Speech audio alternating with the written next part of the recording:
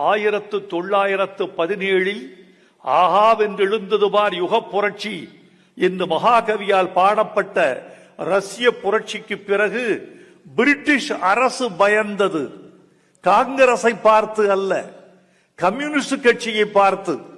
காங்கிரஸை பார்த்து பயப்படாத பிரிட்டிஷ் பேரரசு கம்யூனிஸ்ட் கட்சியை பார்த்து அஞ்சியது. ரஷ்யாவில் காளி கடைக்கண் வைத்தாள் என்று பாரதி பாடினானே, இந்தியாவில் அந்த புரட்சி ஏற்படுத்தக்கூடிய ஆற்றல் கம்யூனிஸ்டுகளுக்குத்தான் இருக்க முடியும் என்ற ஒரு நம்பிக்கையில் பிரிட்டிஷ் பேரரசு கம்யூனிஸ்ட் கட்சியை பார்த்து பயந்தது.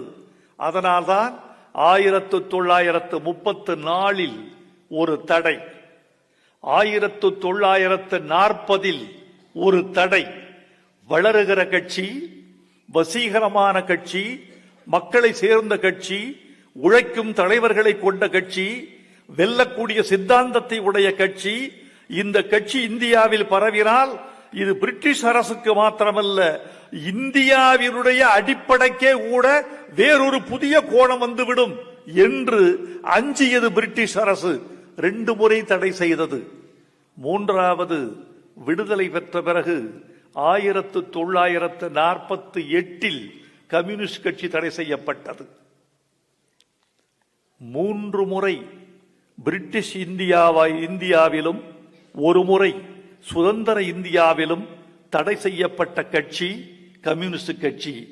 ஏன்?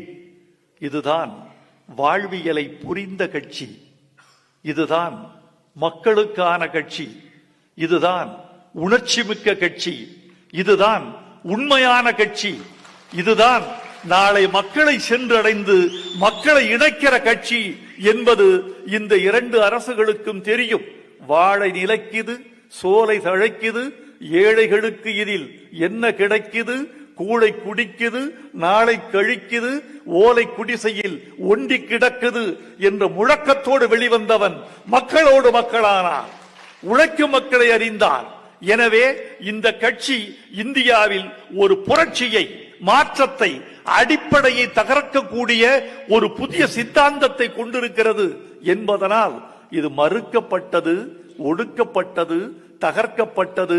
உண்மையாக சொல்ல போனால் இந்த வார்த்தையை நான் தெரிந்தே பயன்படுத்துகிறேன், வேட்டையாடப்பட்டது.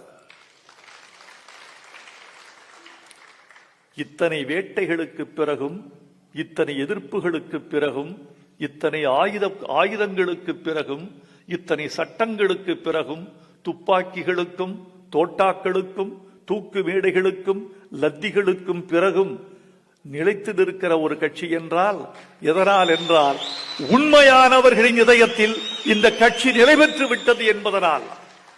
ஆட்கள் வரலாம், போகலாம், காலம் வரலாம், மாறலாம், ஆனால் ஒரே ஒரு விஷயம் மட்டும் உண்மையாக இருக்கிறது, இந்த நாட்டுக்கு கம்யூனிசம் என்ற தத்துவம் உண்மையாக இருக்கிறது.